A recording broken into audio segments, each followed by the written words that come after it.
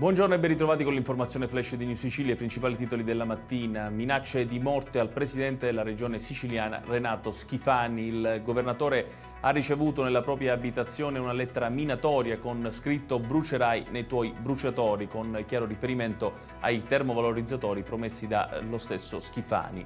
Un'altra minaccia è arrivata via telefono nella sede di Palazzo d'Orleano. Roberto Di Mauro, dimessosi da assessore regionale all'energia un mese fa, è indagato dalla Procura di Agrigento nell'ambito dell'inchiesta che 6 giorni fa aveva coinvolto 13 persone per un giro di tangenti legate all'assegnazione di appalti pubblici. La Procura di Caltanissetta, dopo anni di indagini, ha deciso di archiviare il capitolo legato alla cosiddetta pista nera della strage di Capaci. Secondo gli inquirenti, infatti, nella fase ideativa ed esecutiva della strage del 23 maggio 1992 non ci fu il coinvolgimento di soggetti collegati ad ambienti della destra eversiva. Un clochard di 48 anni di nazionalità romena è stato ucciso a coltellate a Palermo. La vittima viveva in un terreno abbandonato dove c'è una costruzione occupata da diversi senza tetto. Con lui pare ci fosse una donna ritrovata in stato di shock. Sono in corso le indagini per cercare di risalire all'identità dell'assassino.